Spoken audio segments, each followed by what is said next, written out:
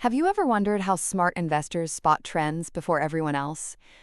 Right now, I'm analyzing the stock Tesla using MetaTrader 4, and I'll show you exactly what I look for. Inside MetaTrader 4, I'm using a trend indicator to simplify the process. Instead of guessing, I focus on three things: direction, momentum, and confirmation.